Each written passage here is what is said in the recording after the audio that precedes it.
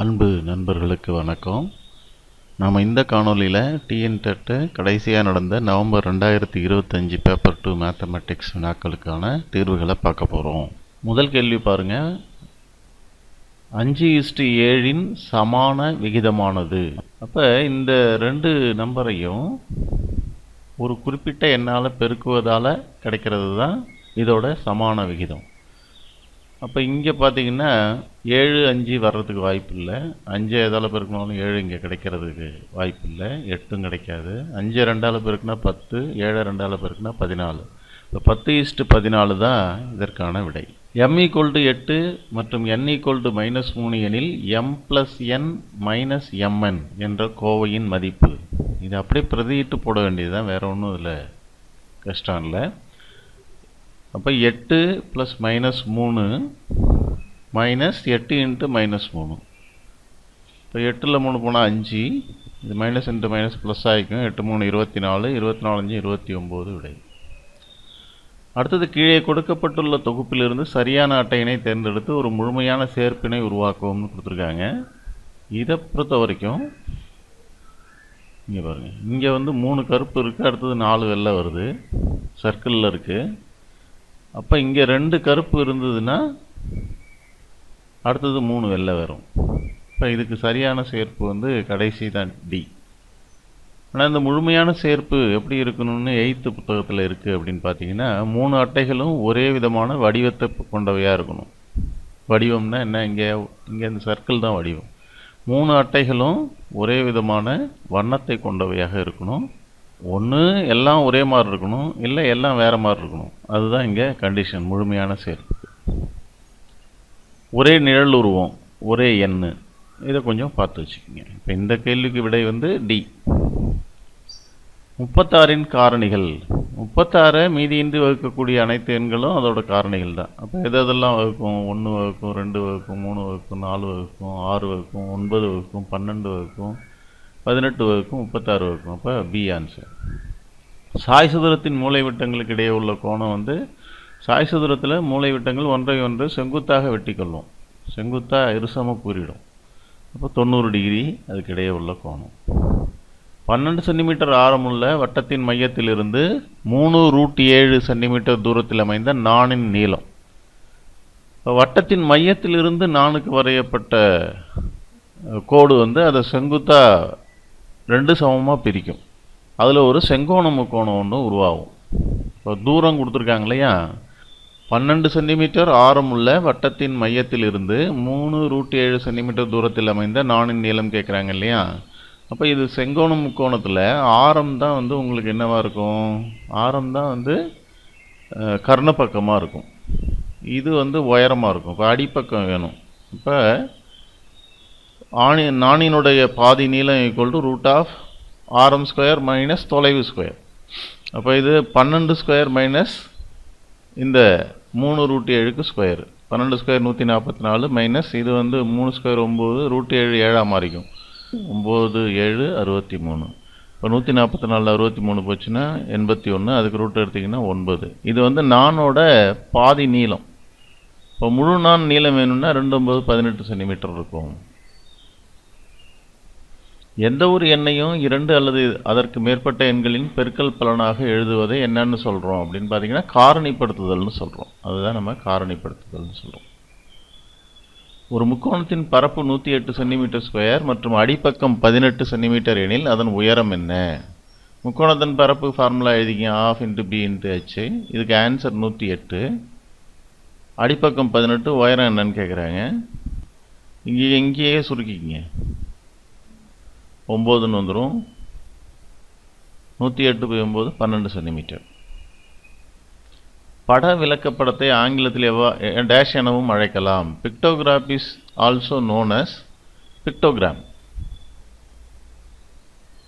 பிக்டோகிராம்னு அழைக்கலாம். முக்கோணத்தின் பக்க அளவுகள் கொடுக்கப்பட்டுள்ளது. எந்த பக்க அளவுகளை கொண்டு முக்கோணம் வரைய முடியாதுன்னு தான் கேட்குறாங்க.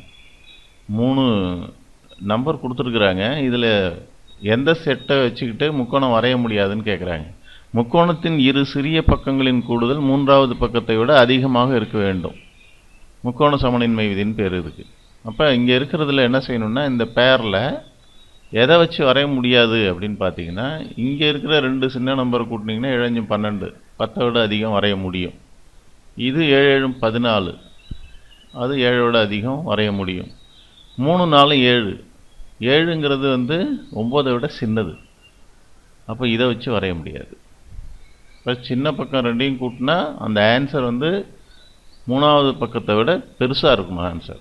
அப்படி இருந்தால் தான் முக்கோணம் வரைய முடியும். இல்லைன்னா ஆர்க் அடிக்கும்போது ரெண்டும் வெட்டவே வெட்டாது.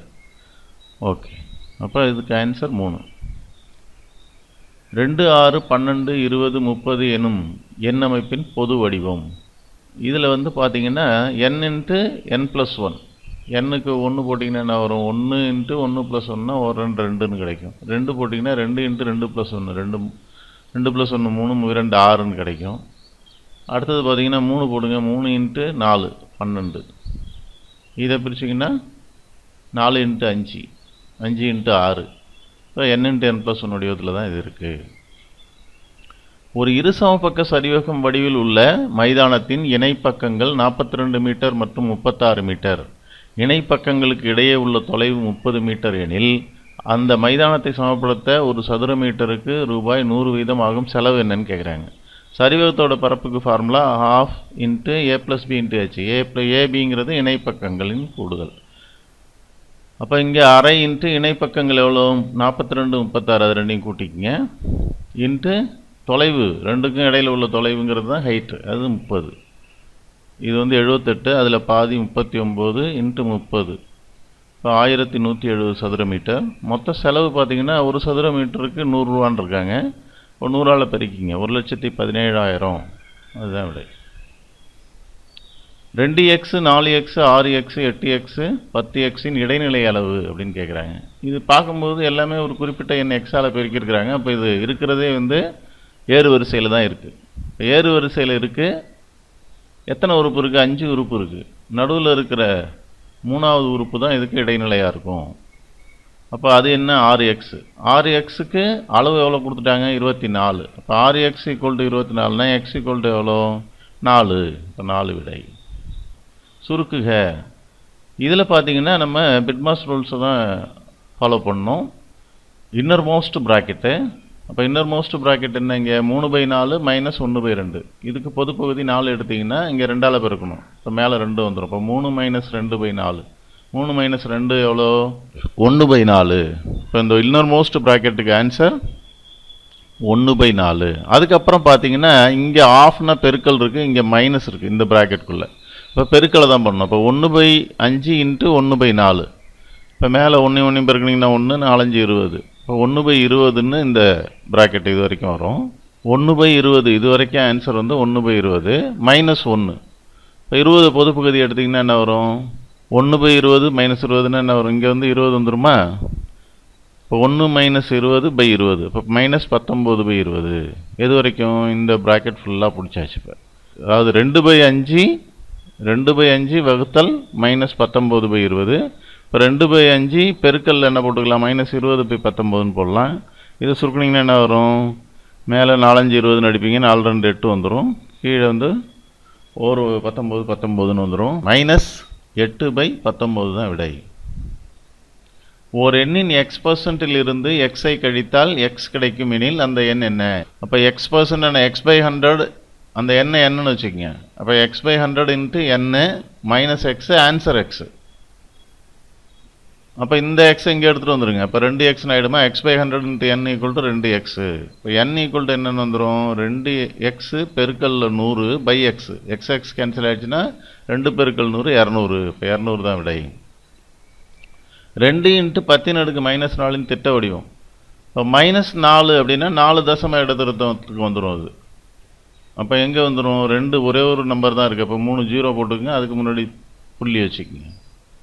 அப்போ இதான் ஆன்சர். அதுக்கு 10வது மற்றும் 9வது ஃபிபனோசி எண்களுக்கு இடையேயான வித்தியாசம் என்ன? ஃபிபனோசி எண்கள்னால் உடனே வரிசையாக எழுதிருங்க. இப்போ 1 1 மொதல் 2 நம்பர் 1, அதுக்கப்புறம் இது ரெண்டையும் கூட்டினா அடுத்த நம்பர் கிடைக்கும், இது ரெண்டையும் கூட்டினா அடுத்த நம்பர் கிடைக்கும். அதுதான் ஃபிபனோசி சீரீஸ். அப்போ அப்படியே எழுதிட்டே போனீங்கன்னா என்ன இருக்குங்க? இதில் எத்தனை? 3 6 9 10. இப்போ 10வது எண் 55, 9வது எண் வந்து 34. இப்போ 55ல் 34 கழிங்க 21 தான் விடை. இப்போ ஃபிபனாச்சி சீரிஸ் சம்மந்தமாக கொஷின் கேட்டால் நீங்கள் என்ன பண்ணலாம், வரிசையாக எழுதிடுங்க முதல்ல. இப்போ இதில் 3வது நம்பர் 2ன்னா ஒவ்வொரு 3வது நம்பரும் 2இன் மடங்காக இருக்கும். அதுபோல் அந்த பேட்டர்ன் பார்த்துக்குங்க. அதில் வட்டத்தின் சமவில்கள் சமகோணங்களை தாங்கும். இது வந்து தேற்றம். ஒரு வட்டத்தின் சமநீளம் உள்ள வில்கள் மையத்தில் சமகோணங்களை ஏற்படுத்தும். அதே போல் தேற்றங்களில் இந்த வட்டவில் வட்ட மையத்தில் தாங்கும் கோணம் மீதி பகுதியில் ஏதேனும் ஒரு புள்ளியில் தாங்கும் கோணத்தை போல் 2 மடங்கு, அதையும் பார்த்துக்கணும். காரணிப்படுத்துக 2x² + 15x - 27. இப்போ பெருக்குனா என்ன வரணும், இந்த 2 எங்கே பெருக்குங்க, -54 வரணும். பெருக்குனா -54, கூட்டினா 15 வரணும். அப்போ என்ன நம்பர் 54 வரணுமா? இப்போ 3 18 54, 3 18 54, 18ல் 3 போனால் 15. பெரிய நம்பருக்கு ப்ளஸ் போடணும். அப்போ +18 -3 இப்படி பிரித்து எழுதலாம். மிடில் டேர்மை ஸ்ப்ளிட் பண்ணி +15xக்கு பதிலாக +18x - 3x - 27 போட்டு இதில் 2x வெளில எடுத்திங்கன்னா x + 9, இதில் -3 வெளில எடுத்துட்டிங்கன்னா உள்ள x + 9 இருக்கும். x + 9 வெளில எடுத்திங்கன்னா இங்கே பாக்கி 2x - 3. விடை வந்து x + 9 பெருக்கல் 2x - 3. x - 1/x = 5 எனில் x³ - 1/x³ மதிப்பு காண்க. x³ - 1/x³ இதை எப்படி எழுதலாம் அப்படின்னா x - 1/x³ + 3ab × a - b அப்படின்னு வரும். இப்போ 3ab a - b என்ன வரும், 3abன்னா x × 1/x 1ன்னு ஆகிடும், a - bன்னா x - 1/x. அப்போ அந்த முற்றொருமைகளை நீங்கள் கண்டிப்பாக பயன்படுத்த கற்றுக்கணும். இப்போ இதுக்கு என்ன a³ - b³ என்ன போடுவோம், a - b³ + 3ab × a - b அந்த ஃபார்முலாவை போடுறோம். அப்போ abன்னா இங்கே x × 1/xனா 1ன்னு வந்துடும், அதனால் இங்கே 1 பெருக்கல்ல இருக்குது. இப்போ இந்த நம்பரை பிரதியிடுங்க. இப்போ x - 1/xக்கு 5, இப்போ 5³ + 3 × 5, அப்போ 125 + 15 140 விடை. இந்திய புவியியலின் தந்தை யார்? பிரசந்த சந்திர மகலனோபிஸ். அவர் தான் இந்திய புள்ளியியலின் தந்தை. ஒரு செவ்வக வடிவ தோட்டத்தின் பரிணாமங்கள் முறையே 70 மீட்டர் மற்றும் 40 மீட்டர். தோட்டத்தின் உட்புறமாக 4 பக்கங்களிலும் 2 மீட்டர் அகலமுள்ள பாதை அமைக்கப்படுகிறது. பாதையின் பரப்பு என்ன? வெளி செவ்வகத்தோட பரப்பு - உள் செவ்வகத்தோட பரப்பு தான் என்ன, பாதையின் பரப்பு. இப்போ வெளி செவ்வகம் என்ன கொடுத்துருக்காங்க, 70 × 40, இப்போ 2800 மீட்டர்². பாதை உள் பக்கமாக அமைகிறதுனால நீளத்தில் ஒரு பக்கத்துக்கு 2 மீட்டர் குறையும். அப்போ 2 4 மீட்டர் குறைஞ்சிரும் நீளத்தில், அகலத்துலேயும் 4 மீட்டர் குறைஞ்சிரும்.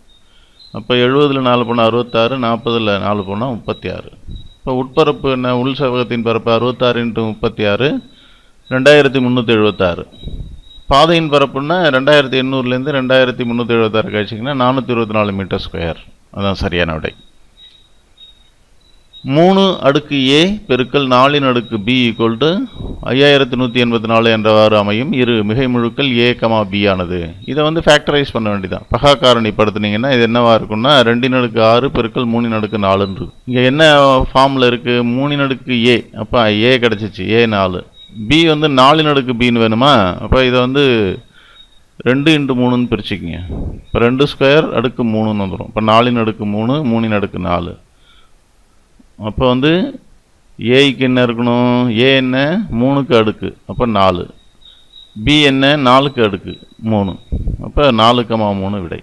a + b = 10 மற்றும் 3ab = 36 எனில் a² + b² மதிப்பு. இதுவும் முற்றொருமை கணக்கு தான், ஏற்கணித முற்றொருமை.